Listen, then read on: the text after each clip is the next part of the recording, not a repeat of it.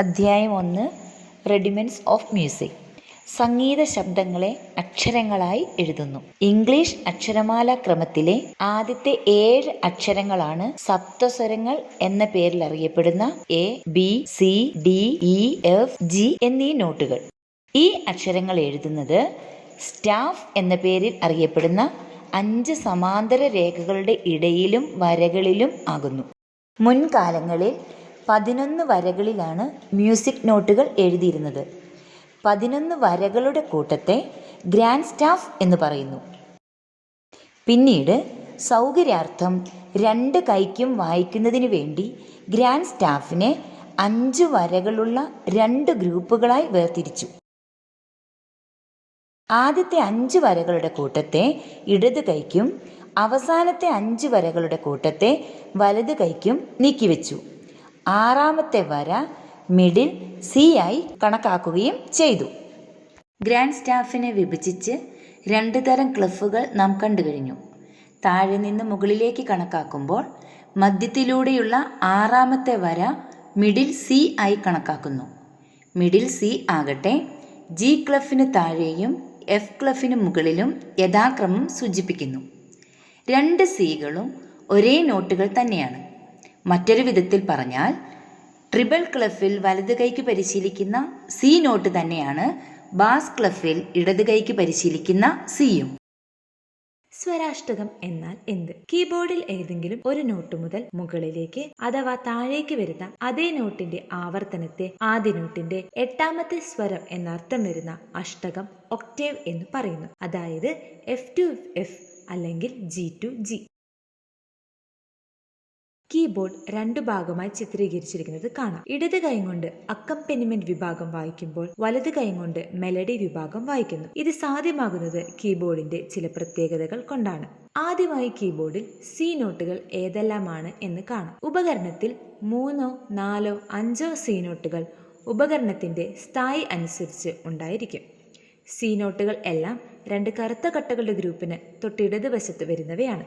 മറ്റു നോട്ടുകൾ D, E, F, G, A and B എന്നിവയും കറുത്ത കട്ടകളുടെ ഗ്രൂപ്പ് നോക്കി കാണാവുന്നതാണ്. കീബോർഡിൽ നോട്ടുകളുടെ സ്ഥാനനിർണ്ണയം എങ്ങനെയെന്ന് കാണാം. താങ്കളുടെ കീബോർഡ് പരിശോധിക്കുക. 2 കറുത്ത കട്ടകളുടെയും 3 കറുത്ത കട്ടകളുടെയും ഗ്രൂപ്പുകളെ കാണാവുന്നതാണ്. 2 കറുത്ത കട്ടകളുടെ ഗ്രൂപ്പിന് ഇടതുവശത്ത് വരുന്ന എല്ലാ വെളുത്ത കട്ടകളും സി ആകുന്നു.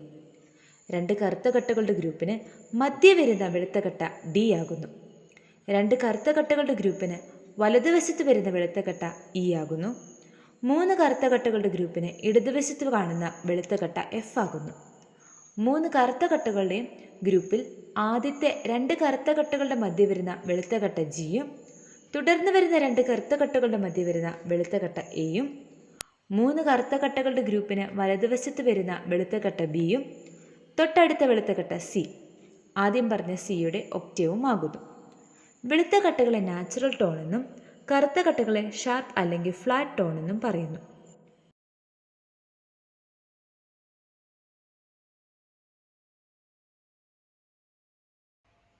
സ്റ്റാഫിൽ നോട്ടുകൾ വരകളിലും വരകൾക്കിടയിലും കൊടുത്ത് സ്വരങ്ങളുടെ കയറ്റവും ഇറക്കവും സൂചിപ്പിക്കുന്നു. നോട്ടുകളുടെ സ്ഥാനം സ്റ്റാഫിലും കീബോർഡിലും കണ്ടു കഴിഞ്ഞാൽ ഓരോ നോട്ടും എത്ര സമയം വായിച്ചിരിക്കണമെന്ന് മനസ്സിലാക്കുന്നത് അവയുടെ രൂപം കണ്ടുകൊണ്ടാണ്. താളം 4/4.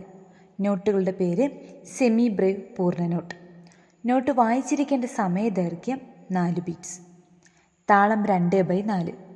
നോട്ടുകളുടെ പേര് മിനിം ഹാഫ് നോട്ട്. നോട്ട് വായിച്ചിരിക്കേണ്ട സമയദൈർഘ്യം 2 ബീറ്റ്സ്. താളം 1/4. നോട്ടുകളുടെ പേര് ക്രൊച്ചറ്റ് ക്വാർട്ടർ നോട്ട്. നോട്ട് വായിച്ചിരിക്കേണ്ട സമയദൈർഘ്യം 1 ബീറ്റ്. താളം 1/8. നോട്ടുകളുടെ പേര് കേവർ നോട്ട്. നോട്ട് വായിച്ചിരിക്കേണ്ട സമയദൈർഘ്യം 1/2 ബീറ്റ്. താളം. നോട്ടുകൾ പരിശീലിക്കുവാൻ തുടങ്ങുന്നതിന് മുൻപ് താളം കൈകൊണ്ടോ കാൽപ്പത്തി കൊണ്ടോ അടിച്ചു പരിശീലിക്കേണ്ടതുണ്ട്. അല്പം ശ്രദ്ധിച്ചാൽ വളരെ വേഗം മനസ്സിലാക്കാവുന്നതാണ് താളപരിശീലനം.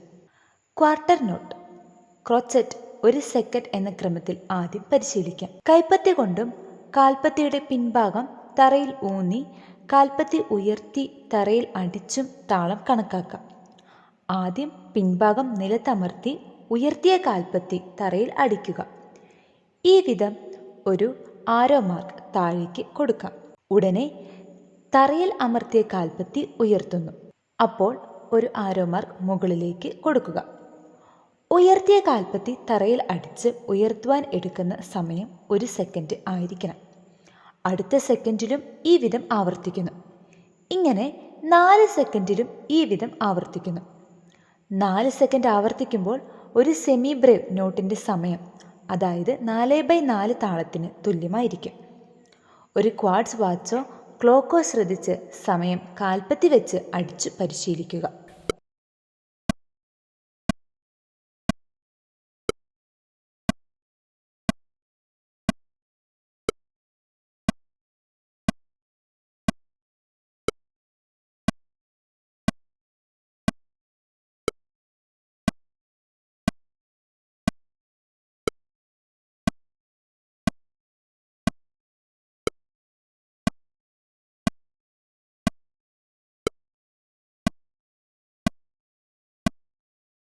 നോട്ടഡ് മിനിമിന് 3 കൗണ്ട് ഓരോ ബാറിലും 24 കൗണ്ട് 8 ബാറിൽ വരും.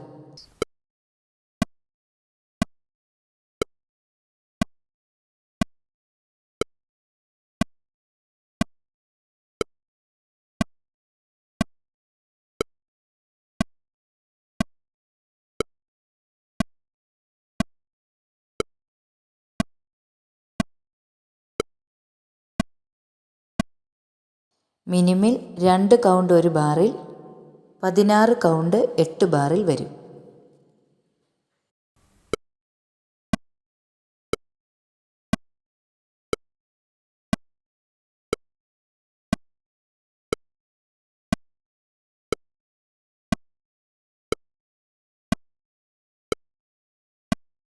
സംഗീതത്തിൽ ആകെ 7 നോട്ടുകളാണുള്ളത്. അതിൽ 6 നമുക്കിപ്പോൾ പരിചയപ്പെടാം. Semi breve, minim, crotchet, quaver, semi quaver, demi semi quaver. 7ാമത്തേത് ഹെമി ഡെമി സെമി കേവർ. താഴെ കൊടുത്തിരിക്കുന്ന ടേബിൾ ശ്രദ്ധിച്ച് ഓരോ നോട്ടിനും അവയുടെ സമയ ദൈർഘ്യത്തിന് സമാനമായ വിശ്രമ ചിഹ്നങ്ങൾ സ്റ്റാഫിൽ ക്രമീകരിച്ചിരിക്കുന്നത് കാണുക. റെസ്റ്റ് കാണുന്നിടത്ത് നോട്ട്സ് വായിക്കാതിരിക്കുക. റെസ്റ്റ് ചിഹ്നങ്ങൾ സംഗീതത്തിൽ നിശബ്ദത പാലിക്കാൻ നിർദ്ദേശിക്കുന്നു. റെസ്റ്റ് അഥവാ വിശ്രമ ചിഹ്നങ്ങൾ വരുന്നിടത്ത് നോട്ട് വായിക്കാതെ വിടുക. താളമാണ് ശബ്ദകോശത്തെ ഇമ്പമാർന്നതാക്കുന്നത്. വിശ്രമ ചിഹ്നങ്ങളും നോട്ടുകളും യഥാക്രമം സംഗീതത്തെ ഇമ്പമുള്ളതാക്കി കർണപുളകിതമാക്കുന്നു. താഴെ കാണുന്ന അടിസ്ഥാന താളചിഹ്നങ്ങൾ താളമടിച്ച് പരിശീലിക്കുക.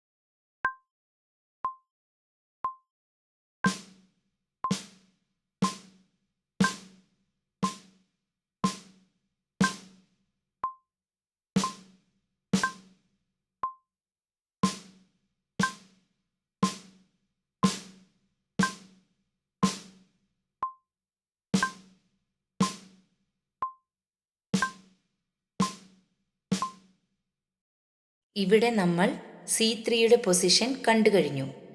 അവ G ക്ലെഫിനും F ക്ലെഫിനും ഇടയിലാകുന്നു.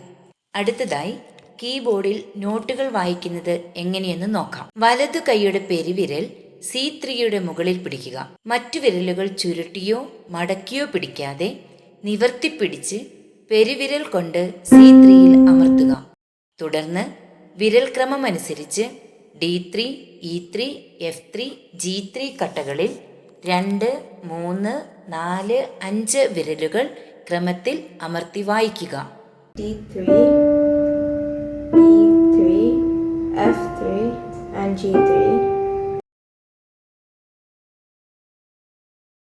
ഒരു നിമിഷം ശ്രദ്ധിക്കുക.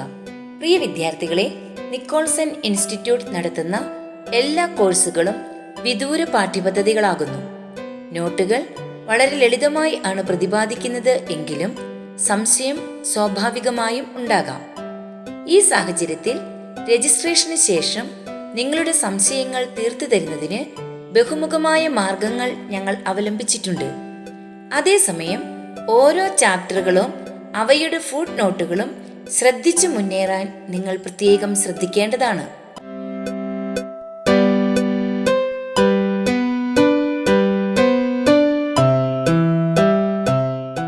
ഇനി പറയുന്ന നിർദ്ദേശങ്ങൾ കൂടി പാലിക്കുക.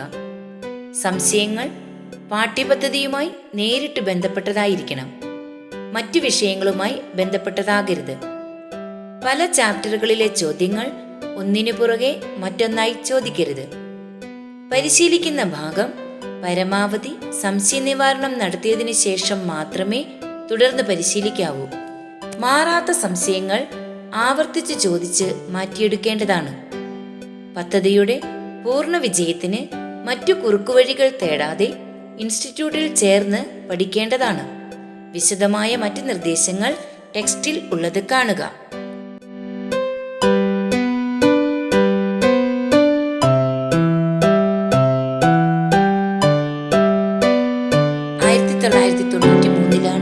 ഇൻസ്റ്റിറ്റ്യൂട്ട് സ്ഥാപിതമായത്. അവിടെ നിന്ന് അങ്ങോട്ട് ആദ്യം മലയാളം, തുടർന്ന് ഇംഗ്ലീഷ്, തമിഴ്, ഹിന്ദി ഭാഷകളിലായി കോഴ്സുകൾ ആരംഭിച്ചു. മറ്റു ഇന്ത്യൻ ഭാഷകളിലേക്കും കോഴ്സുകൾ മൊഴിമാറ്റം ചെയ്യുന്ന പ്രവൃത്തികൾ നടന്നുകൊണ്ടിരിക്കുന്നു. ഞങ്ങളുടെ വിദ്യാർത്ഥികൾക്ക് ദേശഭാഷാന്തരങ്ങൾക്ക് അതീതമായി ഇൻസ്റ്റിറ്റ്യൂട്ടിന്റെ എല്ലാവിധ സഹകരണവും ഇന്നും എന്നും പരിമിതികൾ ഇല്ലാതെ തന്നെ ലഭിക്കുന്നതാണ്. നന്ദി.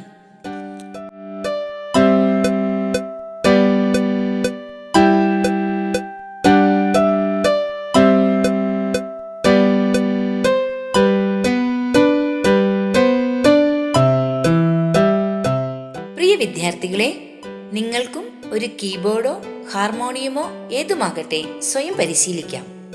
അത് രാജ്യാന്തര നിലവാരത്തിൽ മദർ ടങ് മെത്തഡോളജി അപ്ലൈ ചെയ്ത് വീട്ടിലിരുന്ന് പരിശീലിക്കാം. 100 ദിവസത്തെ ഈ കോഴ്സ് നിങ്ങളുടെ സംഗീതാഭിരുചിയെ മാറ്റിമറിക്കും. ഞങ്ങളുടെ യൂട്യൂബിനെ ആശ്രയിക്കുന്നതോടൊപ്പം PDF പ്രിന്റ് എടുത്തു വേണം പരിശീലനം ആരംഭിക്കുവാൻ. വിജയാശംസകളോടെ നിക്കോൾസൺ ഇൻസ്റ്റിറ്റ്യൂട്ട് ഓഫ് മ്യൂസിക്.